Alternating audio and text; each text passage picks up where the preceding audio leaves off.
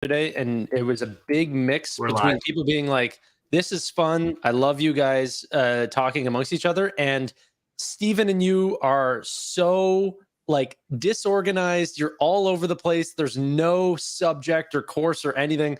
We did a PayPal podcast together, and it was all just Nvidia, Tesla, gas company. It was just all over the place.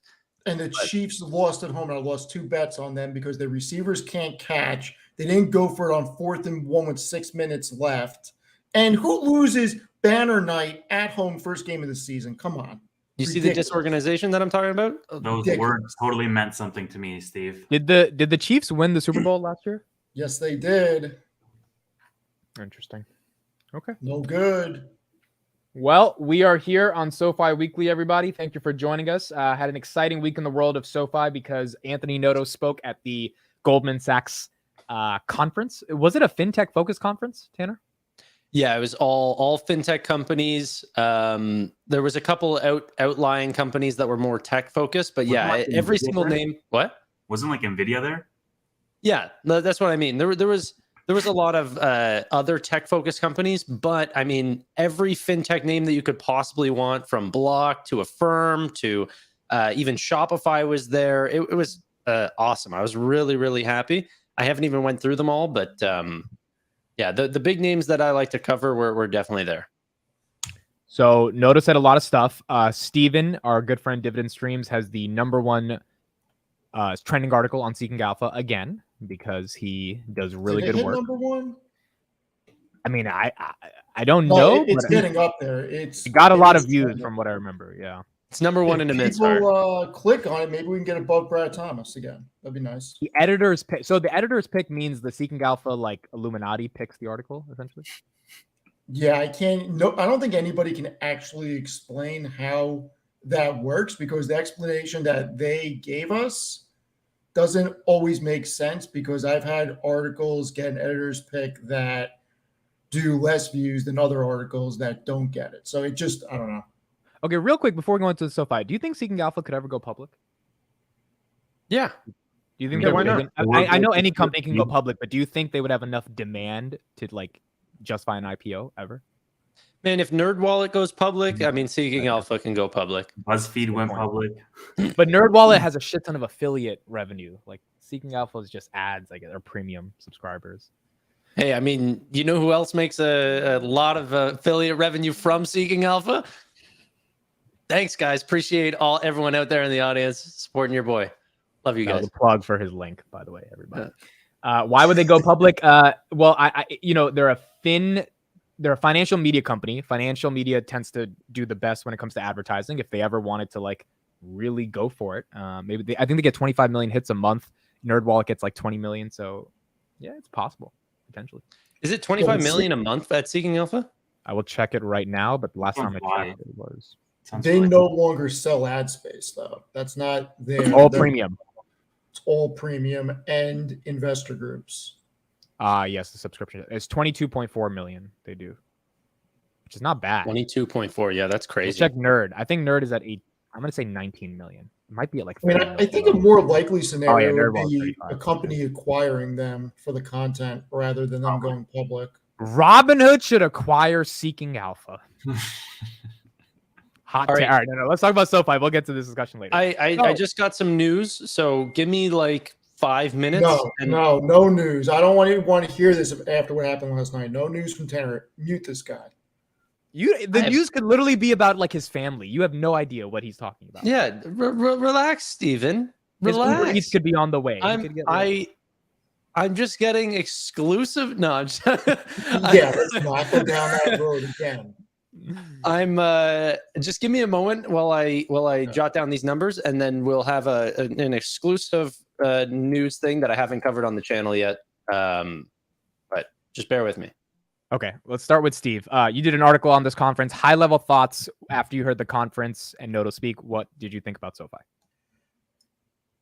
It was very. Put the mic a little closer to you. Oh, Jesus Christ!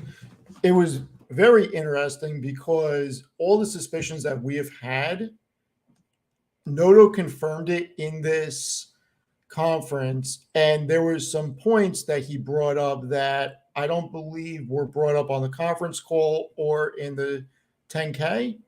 And some of the things I found very interesting was that the amount of existing members who utilize Invest increased from 45 to 65%. And between 25 to 30% of SoFi's loans come from existing members. So that really shows that their top of funnel approach continues to work. And if you extrapolate those numbers out, and if they keep growing members at this rate, those will, even if those percentages stay the same, it's going to make the aggregate of those numbers increase significantly quarter over quarter, year over year. And looking at this from a long-term perspective, that's exactly what you want. And on the loans, it's very interesting because SoFi really does seem like they're going to be able to eat everybody's lunch on the way down the way they're eating everybody's lunch on the way up, because when rates decrease, it's going to put pressure on the traditional banks, whereas SoFi's spread is so strong that they can even just hold loan or hold their APY where it is and still generate a good enough spread. And their long-term value is a 12-month payback cycle, which I don't believe they've said previously. Like there's a lot of good information in that broadcast. Right. It's crazy that like not long ago they said it was 18 months. Now they're saying 12 months. Like that difference in payback period is absolutely massive. And payback period is how long it takes for customers to pay back the loan they gave out, correct? No, how long it took to acquire that customer. Yeah. Oh, to acquire a customer. Okay. Mm-hmm. Right. Okay. Tavis, what were your high level thoughts? Yeah, one of my Stephen touched on it, but one of the more bullish sentiments that he said is that they're actually going to increase their lead once rates go down. And right now, the narrative is around, okay, well, SoFi has a really high APY, therefore they're sort of giving more of those benefits to their end users, whereas the legacy banks are not. And Anthony Noto, it was basically like, we have leverage because we have this integrated tech stack. We have better margins on our end that allows us to keep the APY advantage for longer, so that when rates go down, they can still be extending that lead against legacy players. He also talked about a bunch of other things, and I'm going to jump around, but we can touch on all of these aspects. He mentioned the 12-month payback period. He also mentioned that they're taking share from the top 5 banks. So he harped on that point a little bit more. He talked about the originations, saying that they're going to be about half of pre-pandemic levels or slightly under that in fourth quarter. So that's lower than we had expected for student loans. He talked about $2 billion plus in deposits this quarter, that he was confident in that. He talked about unit economics and how that's something that they're focusing on. And then he also talked about the contribution profit margin in the lending segment, saying he basically just guided long-term 70% contribution margin in the lending segment, which it sounds really high to me. And we can talk about that. And then I think the last, he talked about the SoFi Stadium and the reasons of why they bought that. Just the impressions that they got from these primetime games, the ad spots, essentially, the amount of times SoFi's logo was shown, it just was beneficial. And then the average direct deposit members holding 20K in their SoFi accounts. That was a statistic that also surprised me. So I jumped around a little bit.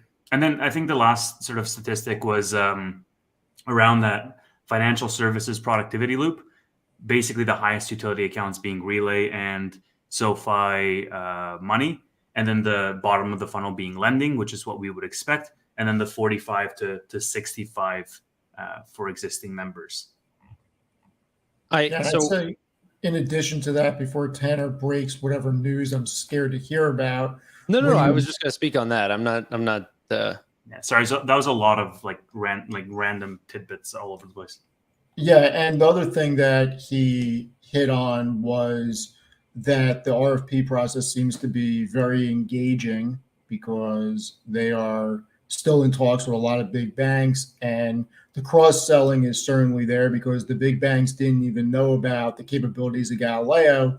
And in at least one of the RFPs where they were discussing their capabilities, they were very interested in some of the processing aspects from Galileo. So it is very interesting from the tech side. And when you look at what can give SoFi a hybrid valuation between a financial company and a tech company, is that tech platform. And when you look at, make this public. So when you look at the revenue from tech, it's been stalling, but they're building it out. And if this can become a annualized $1 billion segment, because right now it's about 350 million, that just means that they are generating incremental revenue from the competition, and this can continue to grow. And once they sign some large clients onto this, it could be a snowball effect into this. And that's where we can really give them a tech valuation, because if this, let's just say hypothetically in 2030, if tech is generating $3 billion worth of revenue a year, right now the contribution profit is slim, but that could easily go to 500 million or $1 billion on those numbers. And that's just reoccurring revenue outside the financial products. And then when the street sees that and analysts see that, and that is generating down to the EPS line, I don't think that this is going to be something that just trades in tandem with book value. This could really get a hybrid tech valuation, and there is no other fintech company that I know of that has that capability, because SoFi still to this day, out of all the research that I've done, is the only one that owns the back end the way that they do. I mean, JP Morgan, who has all the money in the world, writes blank checks for whatever they want. They're outsourcing the thought machine for their cloud services. So this is a very interesting aspect. Well, even if so, I wanted to say two things. One on the contribution margin for lending, and then also on what you just said, Steve. Even if we do stay around book value, we're still growing at such a high rate that the stock price would evidently still be going up by, let's say 30% per year. So even if it does stay near book value without any multiples, that's still somewhere where I'd want to be. The multiple expansion would just be, sorry? Same here. I'm just making the point that that's what could drive a tech valuation out of it. Yeah, definitely. And then to the point from Tevis, I don't think that the contribution margin was no surprise. You just take the revenue from lending and then look at what their contribution profit is, and roughly about 70%. It's the guidance that he said. He said we don't see that going down. If we can find areas where we can increase it, then we're going to try to hold it at a higher rate. It's like 70's the base and 70 plus is the option. There's no real pressure on the downside as far as what they can see. I think that's really, really enlightening. So let me add something that Stephen was talking about, and also on your end, because really, so he talked about the 70% on the lending side as a goal. He also talked about 20% contribution profit margin for the technology platform. So the technology platform is not going to be like this super. It's going to create a moat for the business, and I almost see the technology platform as this necessary factor that will propel their other businesses as a result of that relationship that SoFi and Galileo have together around owning the full tech stack, because of that upside that I previously mentioned on the APY when rates start to fall, right? He mentioned, Anthony Noto mentioned, the competitive advantage comes from having origination products as well as deposit products. And as a result of that, people can't really compete. And so on the tech platform, even if they have slower growth, let's just say, and if they have 20% contribution profit margins versus the 70% on the lending side, the tech platform itself is the secret sauce for that, for their other B2C segments. Sure. Yeah. Anything to say on that, by the way, guys?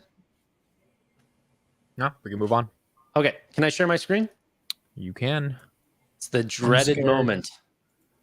No, I just was thinking about the website traffic that you were just looking at for Seeking Alpha, and I realized I could see some August numbers. I've been checking that daily. I haven't realized that they released August numbers yet. So, Similar Web. Okay. So I just compiled all of the web traffic for SoFi, Robinhood, Ally, Upstart, Lending Club, Nubank, Venmo, Cash App, PayPal, Chime, Coinbase. What about Robinhood? That was the second name I said. Okay. And if I missed it, don't worry, it will be here. Robinhood, maybe not as good as some people would like. A little bit of a downtick on Robinhood. Oh, damn. Look at SoFi. But SoFi continuing to climb. Strong numbers from SoFi. Great numbers from Ally. Upstart doing way better than I would think. They're crushing it here in August. Lending Club, no good. Nubank, I mean, is there anything else you'd expect? Venmo, great. Cash App, really, really disappointing. PayPal holding up these great numbers for Q3, both July and August, holding up amazing numbers. Chime doing pretty well, and Coinbase, I mean, they're Coinbase. What do you guys think? Any commentary on just the website traffic? I know that the data is not this. You're not looking at a lot of points here. It's only 5 months, but still, I can only build this out month by month. The main outlier to me is just how much bigger PayPal is than literally anything else on this list in terms of website traffic. And Tanner, I did text you today that I bought more. Yeah. Steven bought more PayPal. And don't forget, whenever you were talking about PayPal, you also have to include Venmo as well. This is also their beast. Oh yeah. So things are doing well. And like, look at this though. Venmo comparatively to Cash App. Like, I mean, one's growing, the other one's not right now. So, and it is just website traffic. You know, a lot of, you can see a lot more usage for Venmo on web. Great usage of that stock-based compensation. Great usage. Okay. But what do you guys think about this? Is the SoFi Weekly. Look at SoFi over the past 5 months, continuously just ticking up higher and higher and higher, where across the board you can kind of see stagnant results. I mean, yeah, Venmo is kind of just up and to the right. Nubank's up and to the right. SoFi's up and to the right. Happens to be the three maybe most exciting fintechs for me. But and we're just going into football season, so it would be nice if we see this hit 15 by sometime in Q4. Why don't we actually make that the subject of conversation? So obviously SoFi went from 11 million visits in April to 13.78, hitting almost 14 in August. Noto talked a lot about the deal they made for that stadium and kind of reflected on some of the unintended consequences that happened that were actually positive. Anyone want to give any thoughts on the SoFi Stadium? I think we all knew that it was a very big deal, and I think we all knew that we were going to get a lot of engagement. I don't know if we knew how much engagement. I mean, I didn't know those numbers, and if he showed them before, I'd certainly miss them. Yeah, I think before, whenever comparing it to other companies like FTX, and I think there was someone that posted this article on the SoFi Reddit talking about all these corrupt failed companies had got into stadiums. And so it was this very funny sort of thing like, SoFi's a scam because they got a stadium. But actually looking at it now, the price we paid, which I think is a little less than 20 million a year, if I remember correctly. Yeah. So Tanner, you got to look at it like this. Noto inferred that they were spending roughly that amount sponsoring events such as US Open, a golf tournament, X Games, and some other things. And it was bringing in a fraction of the views that the stadium naming rights, if they get 4 primetime games a year, is going to bring in. So just from a allocation, if you have an advertising budget as part of your expenses, and you're going to spend that money either way, this is a brilliant move because you're getting the most bang for the buck. It's already figured into the expenses. This isn't a sham, and it was a great move on their part. And now you got World Cup that they didn't foresee. You have opening ceremony of the Olympics, and what was it, 6 shows of Taylor Swift errors? Yeah. Beyonce's there right now in August, and then I think Who? Ed Sheeran's Wait, gonna who? Yeah, who's there, Tevis? be Beyonce. I have a question for Oh, everybody. dude. If Taylor Swift was a company, what would her market You cap heard be? Beyonce from Yeah, you. You're like, Beyonce's there. who's Beyonce. If That's it, Taylor Steve, Swift what's was a company, what would her market cap be? Well, the tour is going to do $1 billion, so you put what a 5x multiple on that? Is that what? Yeah, it's not live just event- tour, it's music, it's merchandise. I mean, But she doesn't own the music, bro. That's the part she got fucked on. Scooter yeah, Braun. but isn't she bought her- re-recording No. everything so she owns it? The re-recording yeah, is never you're- going to be worth as much as the original. Why? No, Amit, you're wrong. You're wrong. The streams on the new stuff is doing like 3 times more than the old stuff. They, Yeah, think but about like her fan long base. term, You Belong With Her- Me, that iconic track. Yeah, like, but admit, the her fan replay of base that is not going to get so- streamed as much as. Can you put up I don't Kelly's know. Her comment? fan base is like nothing I've seen before. And there are people that drive multiple states that I know that I work with just to tailgate. And they show me videos of what it looks like in the parking lot and everything. It's nuts. Oh, it's big. She's a big deal. Her fan base is going to buy it up. I didn't know she was this big of a deal until this tour happened, and like she's selling out 100,000 person stadiums back to back to back to back. Like there's not a single like the tickets. I'm just Yeah. like, how are there these many people in the Forget world? ticket sales. Google a video of what it looks like outside of the event. That's insane. That is the crazy Insane. thing. It's insane. What, Tevis? Why do you have If this Taylor one? Swift was public, she'd be in the S&P 500. Yeah, That's why I was She may be. could you imagine? Can you put up Kelly's comment just a little bit above there? Yeah, See, we're not the only one, Tevis. I mean, yeah, it happens. you said I think you're trying to cover for it, but you said Beyonce. Like, Clip it. This guy's a meme warehouse. He creates so- memes. He's So Matt going Beyonce. back to SoFi, somebody left a comment on my article that was quite interesting that I never thought of. What if SoFi acquired Wisdom Tree? sorry. What? What if SoFi acquired Wisdom Tree? But would that give them any more knowledge? Okay. Oh, How much would Wisdom Tree even be worth? I don't know Sorry, I had to- how much. their market cap is like just $1 billion. I don't want them anyway. $1 billion. What do you want? Some crypto ETFs? What do you want? Wisdom Tree has some pretty popular E ETFs. Maybe. You want SoFi to buy a company for $1 billion because they have ETFs? No, that I didn't say that I want them to buy it. I said somebody left a comment on my article that they should, or maybe it was asking if I thought that they would. But I started thinking about it. I'd have to do a lot of research on Wisdom Tree, but something like that would be an interesting acquisition if they did it for stock and didn't pay cash, for the simple fact that it could jumpstart a wealth management business. And maybe Wisdom Tree isn't the company, but interesting concept. Yeah. Yeah. I think what I'd be really excited about in terms of acquisitions is just waiting a couple more quarters till SoFi is starting to become get profitable, and then they acquire Lemonade, and boom, they're back into the losses again. And then I'd be buying more shares. I think that would be a fun one. Then it'd really trade like a tech company. Yeah, yeah, yeah. The multiples would go down continuously, but honestly, I do kind of like. I'm not a shareholder of Lemonade right now, but I do like the business overall, and I do think they're getting stronger each quarter. And it's just a matter of, it's just a long period until they're going to be making some money, probably like 2026. So it might hold SoFi back from some profits, but I do think it's a very cheap company for how much we could cross sell into additional members already. And I'm talking So, about insurance. Tanner, If doesn't know what Lemonade is, I'm not talking about a stand here. Wisdom Tree reached 97.5 billion in assets under management this quarter. And it looks like they generate 313 million in revenue.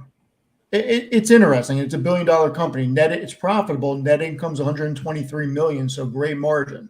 They're public, right? Wisdom Tree. Yeah, its ticker's WT. Great margins, interesting concept, and it completely jumpstarts that line of business. Yeah, I think the question is, can they start a wealth management division or branch without an acquisition? And I think the answer to that is a definitive yes. I think they can. It's just, does it make sense to buy the revenue and net income and the current ETF following that they have and whatever accounts they have? I don't know. I'd have to look into it. They're not going to be in a rush to make any other acquisition, especially after Wyndham. I think that they're like, you had what, Technisys and you had Galileo in like 2019, Technisys in 2021, 2021? Yeah. and then you had Wyndham. We're due for an acquisition. We're absolutely not. What the hell? You just had one 3 months ago. Just acquired Had Wyndham, one. yeah. Had one. It was a $60 million deal. This was nothing. It's time to go back and get another billion in there. Lemonade. Yeah. Let's do it. I mean, look, no, forget about Lemonade. I would. I want gap profitability. Yeah, I mean, look, I'd be okay with dilution to get something like Wisdom Tree because it is profitable. Okay, let's transition to this. Steve, I have a question for you.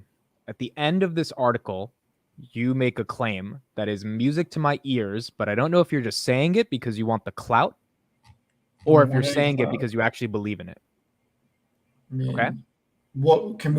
Where is it in the conclusion? Where is it? It's in the conclusion. I'm going to say what the quote is. All right. Let's ready? hear it. Yes. I am looking forward to the Q3 earnings release, and I still believe shares can reach 15 by the end of the year.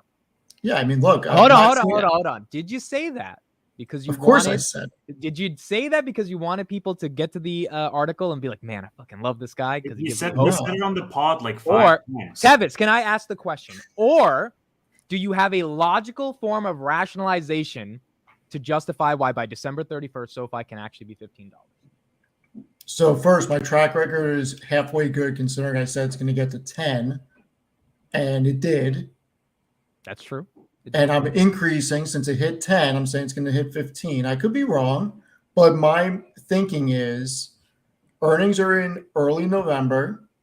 We saw the bump go to like 11:30, 11:40, that area after Q2. So I think the combination, if we get a triple beat, you have good commentary about student loans. And then if we get a guidance increase, which we've already gotten 2 for 2023 fiscal year, this could be a recipe for upgrades going into the end of the year, because I still think this is a multi-year bull market cycle for many economic reasons that we can discuss. It would take me 3 minutes to go through them, so I don't want to take up the time unless you guys want to. But I want to hear it. Yeah, I want because if SoFi gets the 15, like that's a double, right? That's not the easy, or it's like a 70. And don't- It's not the easiest for that. But think about it. I'm not saying it's going to hold 15. I'm just saying that it could possibly hit 15. I think it will. Now, it may not, but I don't think it would be crazy for it to hit 15. And think about this. Noto purchased shares at $14 a share, 4 blocks at I think 71 or 7,200 shares a block in 2021 or 2022. Back then, he obviously thought it was worth at 14 a share, if not more, because he thought it was undervalued there. I mean, Do you know what his most recent purchase has been? well, yeah, he bought it the whole way down. His No. most I recent mean, purchase was- he's recently just. oh yeah, pumped- the S&P 500. I know, I saw it. Yeah, triple leveraged full or long S&P 500 shares. There was, since we're on the topic of the buying and selling of the stock, there was actually 2 pieces of news this week around a big sell and a big buy. Do you guys know what I'm talking about or no? Jeremy Rischel or whatever. That was the Yeah, sell. Which one was the buy?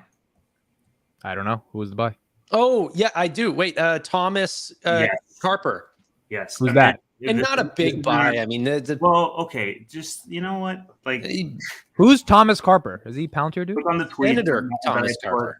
Oh, Yeah. that Is he a guy. Palantir dude? Is so funny.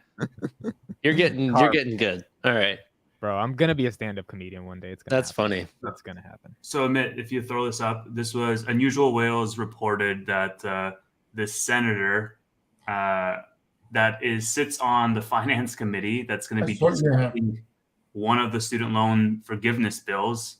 It's on the floor of Congress right now. He just bought a bunch of SoFi. How much did he buy? I don't know. Like you could see between $1,000 and $15,000. It doesn't matter. Nothing. That's not a lot at all. Is that No. it? Actually, It doesn't matter. It's the fact that he bought it. Yeah, it's just a regular guy buying shares in a company that he believes will benefit from student loans coming back. And I think that's a smart bet, but he's not throwing. This is not Nancy Pelosi buying. Like senators and all these people are actually they're outperforming the S&P 500. If I'm correct, hedge funds, they're the best investors in the world by a long shot. And then the CTO sell is this other tweet, Emmett, if we want to touch on that. Why do you think the CTO keeps selling shares? He is uncomfortably bearish on SoFi. He's not bearish. He's who knows. Dude, he sold like 1/3 of his fucking position, his overall stock. Like, that's not cool, my guy. This is the way I think about it. Is like the Steve is telling he's going to 15. This guy's selling it at $8. Do you guys I've got a couple buddies who are engineers, okay? Software engineers. Are these guys stock pickers? Like, why? No, it's not. I don't think that's a good argument, man. They're in. I do. I think the business. I think when institutions buy and sell, it tells me more than when some tech guy buys and sells a stock. Maybe he wants a bigger pool. Who cares? Look, I don't think it's a lot of shares. I don't I get it. It's just annoying at $8. Like, that's where you're gonna sell when it could be 11 or 12 off one good gap profitability quote. You can't wait just a little. It's just weird, You're telling me you don't know any C-suite executives that try to time the market constantly? It's like these guys aren't oracles. They just have high-ranking positions for hundreds of reasons. People buy for one reason. Yeah, and Anthony Noto is like the only executive that's been buying. Like Lawrence Stafford Webb has also been selling stock. This guy's also been pretty much a lot of their executives have just been selling stock for personal reasons. Like, I want to buy a house, whatever. I'm going to sell some stock. That's normal. The CEO it is normal. I'm not saying it's a bad thing, by the way. I'm just saying it's a little weird. I don't think it matters. It's just because this guy sells a lot. Like, he was selling at 6 and 7 too. It's not like he's freshly selling right now. Yeah, look at what Throwable said. He sold a lot more at $5 a share, which is worse. Yeah, but it's not. He was wrong. I know. That's true.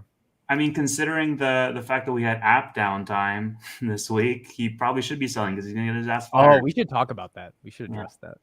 It wasn't even their fault, but it happened. And so, first of all, put in the chat, 316 people that are here, thank you for being here. Put in the chat if you were affected by SoFi's app crashing this week. Or by any app crashing, because I'm pretty sure a lot of them crashed. Like Fidelity crashed. Was Fidelity crashed too? Robinhood saw, so a bunch of people came at me about this tweet. Vadim was all over this. He was showing how now to be fair, Robinhood showed large amounts of outages for like an hour at 12:30 same day. SoFi was down all day. It's apples and oranges, the two of them. But in their defense, SoFi support was really on it on Twitter, just responding to everyone around, like, "Hey, sorry, app." And like that response, like app crashes are going to happen from time to time, especially if it wasn't isolated to just SoFi. The fact that their support is more responsive now, I think, is also like a good thing because they haven't always been that way. The guy in my chat said Cash App and Square crashed. Yeah. Jay Nelson said the CTO is a regular guy. Tanner is beyond naive. That's so... Dude, what do you think he knows that we don't? He knows next quarter's numbers. Like, what do you think he knows predicting the future? I mean, all they can know at this point is projection of what next quarter's numbers are going to be because the quarter's not even over yet. Yeah. Still got another 3.5 weeks for Q3. I think a lot of people are naive thinking that freaking management purchases means everything. Well, look at the DocuSign CEO buying that stock all the way down at super high prices. The stock came crashing down after COVID. Was he an oracle that knew all about this crashing stock and he lost millions? No, he took a bet, he lost. Yeah, I mean, look, the Palantir insiders sold a shit ton of shares last week as well, and so it's annoying. But at the end of the day, they all have. Yeah, but okay, you can't fault people for selling shares in that capacity for the simple fact that they were given those shares as part of their compensation over the past 20 years, a lot of them, they finally have an opportunity to sell. I mean, yeah, it's normal. I get it. No, it's not bad. It's just you would think there's some catalyst where they would want to wait, but it doesn't necessarily signal they know what the stock's going to do. You don't know if they were foregoing certain things that they wanted to do because a lot of their capital is locked up in that. I mean, look, I would rather see insider buying, but when you're private for that long, I expect executives to reap the rewards of their hard work. Here's a question. I don't think Anthony Noto could sell shares in the public market and get away with it from retail. Well, of course not, because he is like now weaned retail and like just trained them to respond to his consistent buying. And this is why, you know, it was amazing when he bought back in the absolute dip on, when was it? December of 2022. Yep. And then he bought again on the other absolute dip in March of 2023, both times when it fell to like 450. And investors were saying, that's amazing. But then he was also buying at like 14, 13, 8, 9, 7, 5, 6. And so... so here's the question. At what price would you be okay with Noto putting out a 10B1 where he sells? After any of the RSUs hit.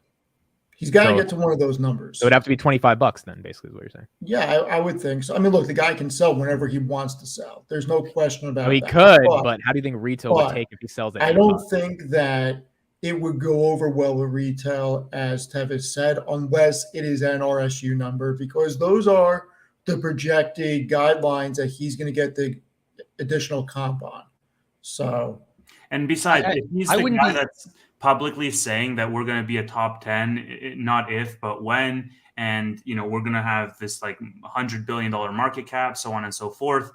And then he's selling stock at like $8, then that's obviously like, there's a, what is it called? Like a cognitive dissonance there. He's basically doing one thing and then saying a completely different thing. Retail is going to see right through that, right? Especially because he's been reinforcing it through buying. I think he's made a fortune through his Twitter share sales, if he did.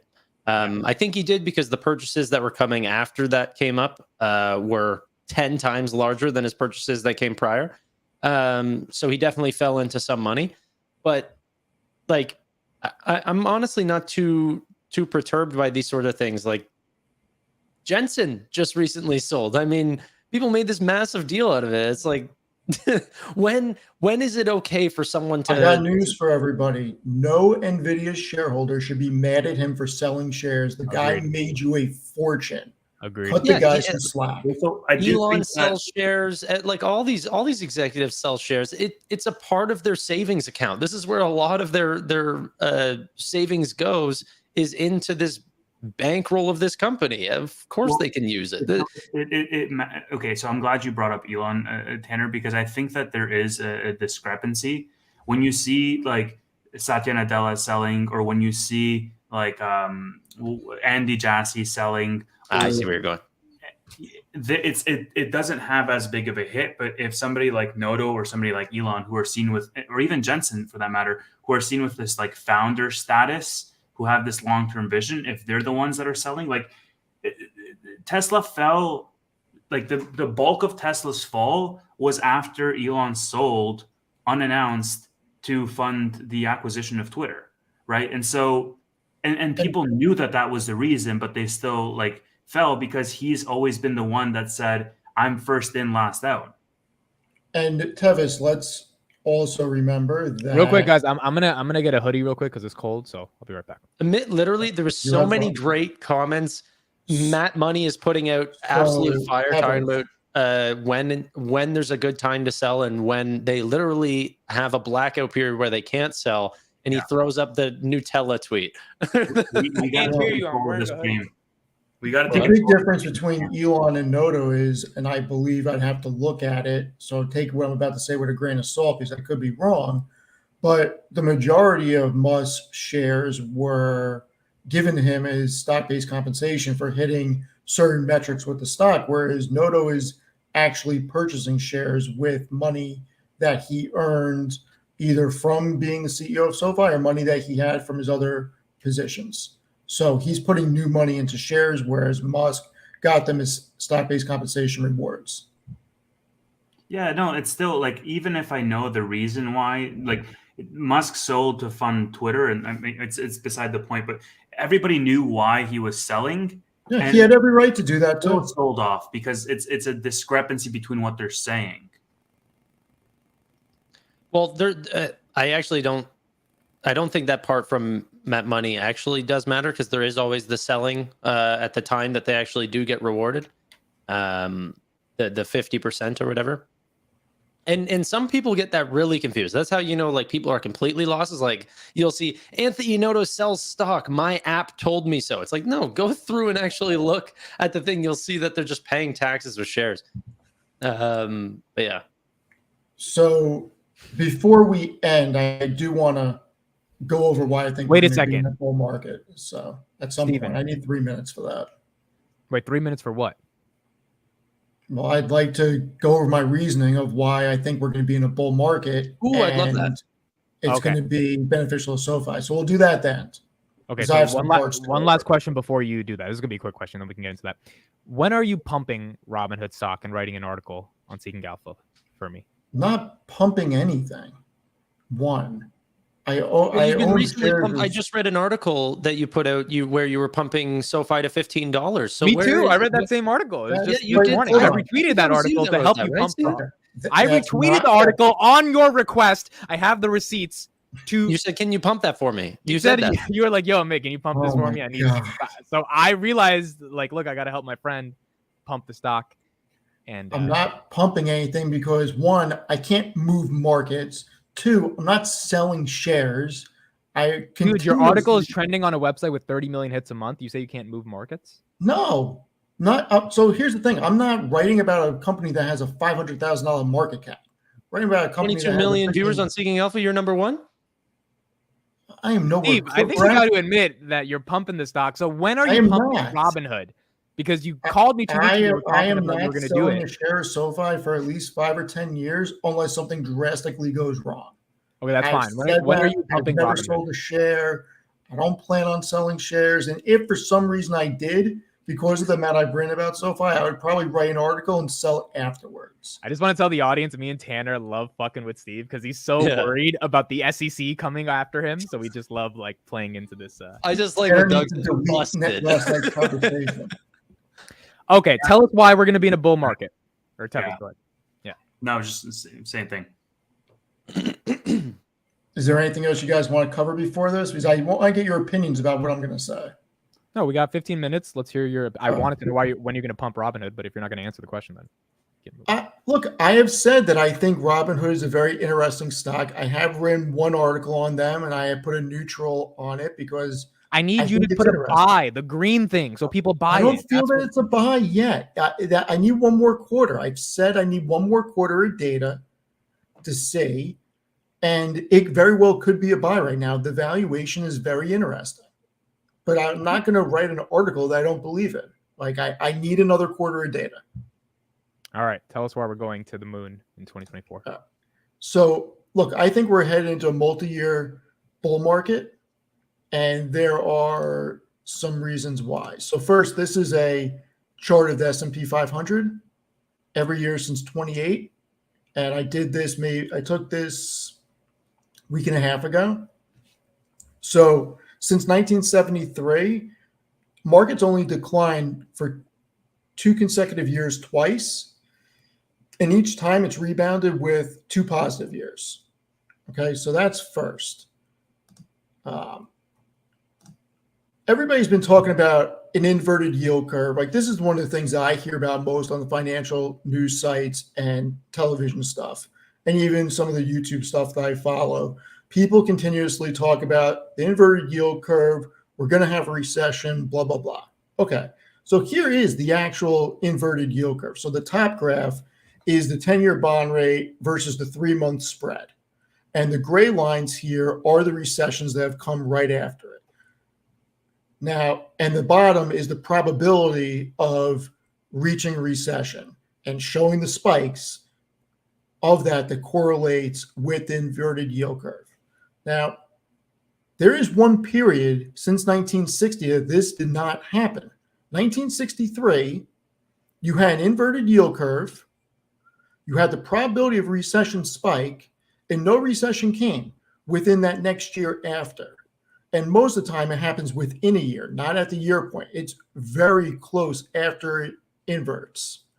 Didn't happen in 63. It happened, I'm sorry, it's 67, not 63, my mistake, 67. Didn't happen there. Happened after the 1970, after it inverted again.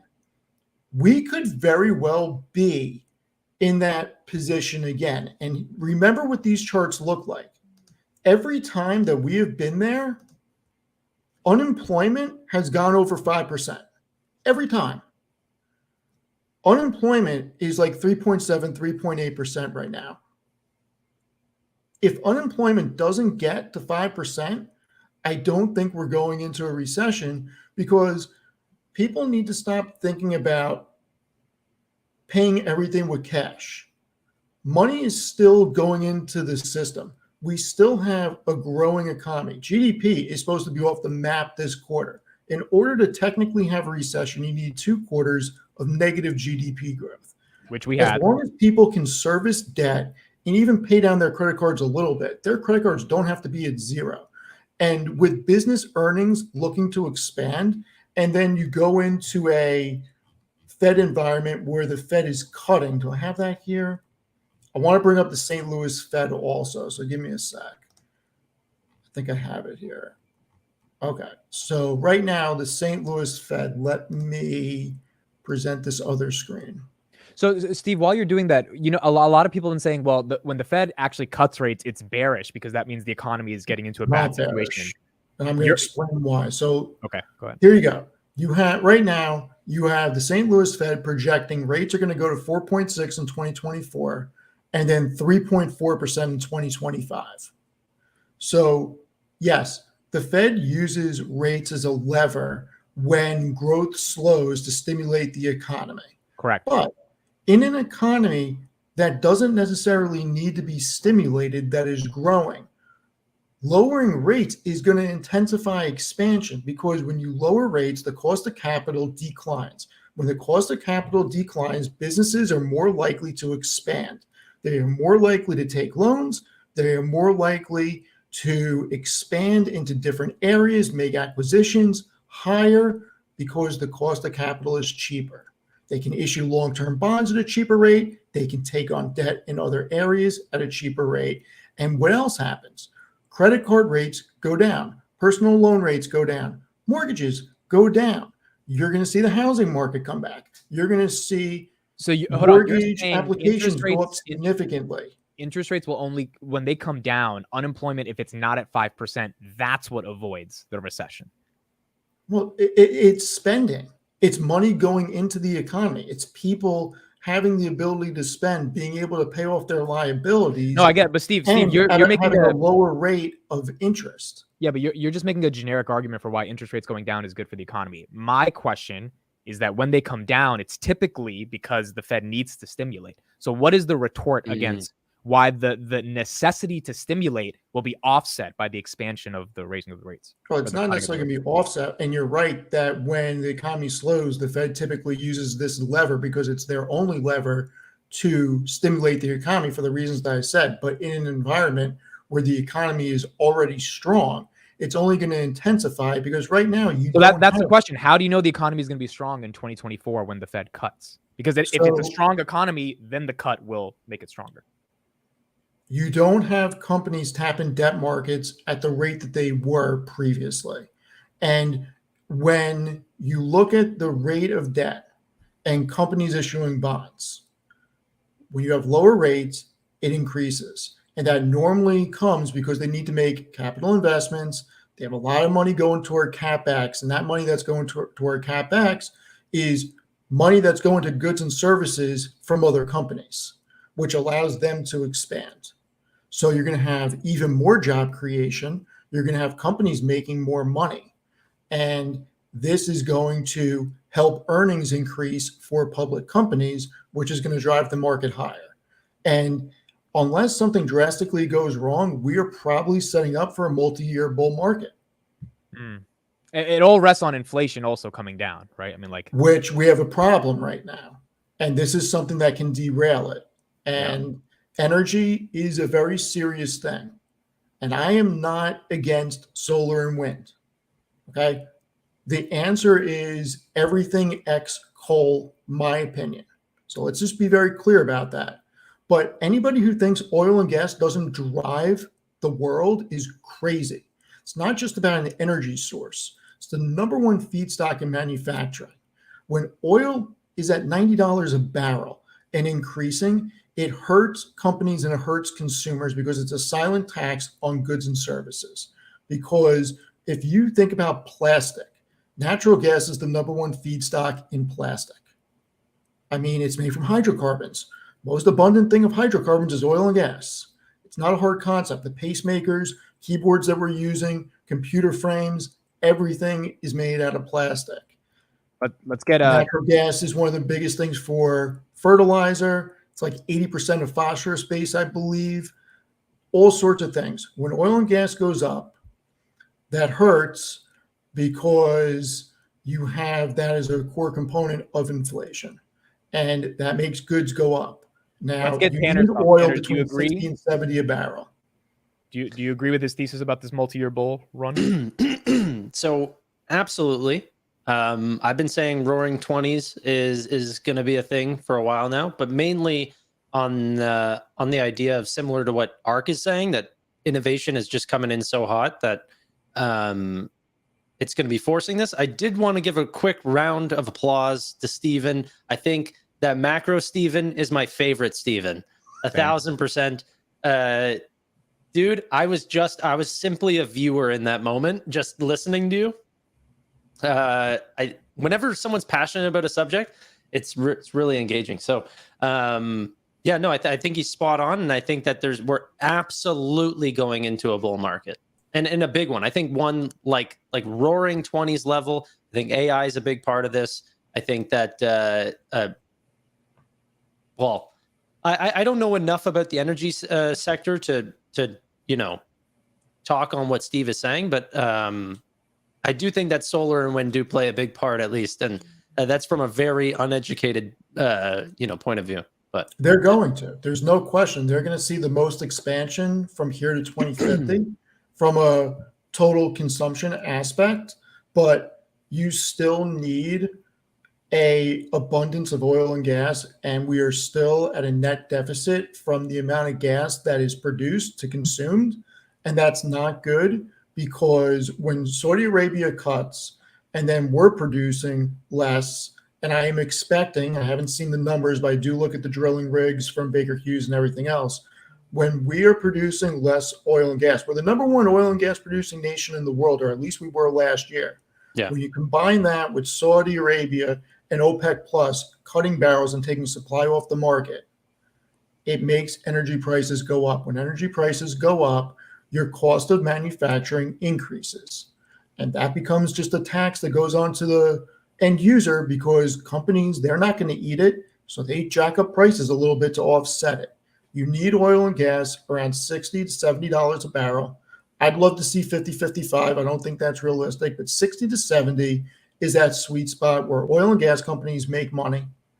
Consumers don't have the type of inflation that we have now.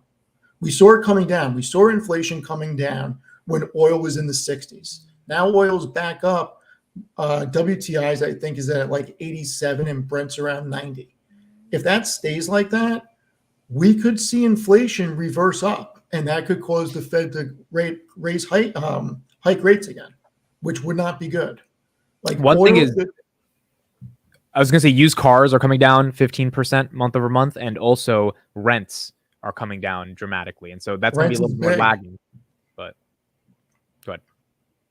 Tanner and I were talking about the New York City stuff last night with Airbnb. I mean, that could have an impact on rents too, if more cities take that methodology. We'll see. Okay, cool. This was a fun SoFi Weekly. Enjoyed it. Steve, you'll be on Palantir Weekly next. The link is in your email. So you will you have to come to work and you speak about Dude, I've been working since 8:30 in the morning. Were we late to going live? No. We went live at 10. It's 11 right now. I mean, we have to 11:05 technically, because that's when it starts. So. Oh, okay. Dan Steve's article is in the chat. Please make sure you like it. Leave a comment underneath and tell him to thank you for for analyzing SoFi in a sophisticated way. Is anybody planning on? I may buy some shares before earnings. I've been buying PayPal. I think PayPal is super undervalued. Has anybody been buying anything lately? And I've been buying stuff that you guys don't care about, like Enbridge. I've been buying Bitcoin, but that's pretty much it. I've been buying this little stock called Nvidia. Yeah, no, Nubank? I'm selling Nubank and I'm buying Nvidia at these prices. No, I'm buying Nubank. That's my big stock. I'm loading up. Brazil's the future.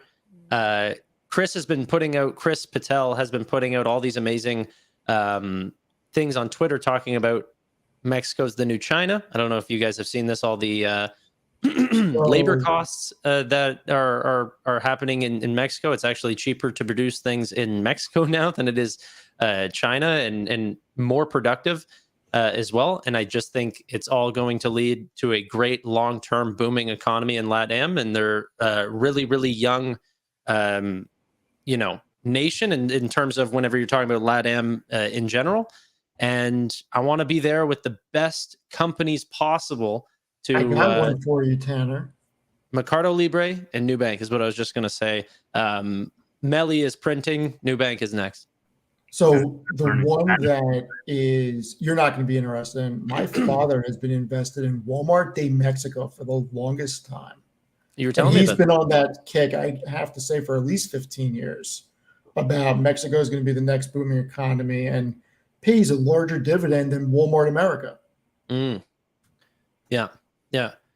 No, seriously. I think people are way underestimating Latin America right now. I think that for the Peter Lynch fans out there, you can actually look internationally. I don't think that you need to take the Buffett advice and just be in the States. He himself is invested in StoneCo and Nubank and these sorts of places. He's been dipping his toes into Latin America, especially for fintech. These people in LATAM are literally adopting newer features than even in America. You should see the optimism from LATAM populations for even things like AI. They're excited. They want all the newest features. They're adopting CBDCs. They're adopting government payment rails. There's going to be a lot of cost savings, and it's just seeming like they're moving at blitz speeds right now, and the multiples are low, and that will change. Tevis, can I break your heart? Sure. Yeah, sure. Because you've been buying Bitcoin. Yeah. Oh my God. Did I ever tell you the story about why I'll never buy Bitcoin? No. Please. Okay, so I have to go. You can finish that story. First of all, OC Gal, thank you for the $20 super chat. It means a lot to us. Thank you for sending that. It means a lot to us on my channel. Thank you for sending it to me. I appreciate that a lot. I asked him, I go, why is your monetization on sharing? He goes, well, because I'm giving you guys some money. I said, that's not even a feature on YouTube. He goes, oh, wait, I'm giving it to the SpongeBob clip. Yeah, and so everyone got demonetized, and he's sharing his revenue with SpongeBob. So don't listen to his comments that he posts publicly about, oh, I didn't get demonetized. I don't know what you guys are talking about. No, I know when I posted that, I deleted that tweet because I thought I was legitimately sharing it with you guys. Because I thought, because you guys link it to your channel. So I was like, oh, YouTube's sharing. And then I clicked the sharing. It's like, this is going to Nickelodeon, Viacom. I was like, what the fuck? What is this like? Dude, a 1 hour feed for 40 seconds, and SpongeBob gets a portion of that ad revenue. It was 15 seconds. It wasn't even 40. Let's not. If Amit's going though, let's we can end it off. Let's close it off. I don't like these extended things where he dips and we stay on. It's always way too long. Steve always has a story. Yes. So Tevis, Steve, we got to end it. We got to actually end this. We got to end it, and then tell me after the broadcast ends. Okay, I'll tell you after the broadcast. Thank you, everybody. We'll see you next week on another episode of SoFi Weekly. Thanks, guys. Bye, everybody.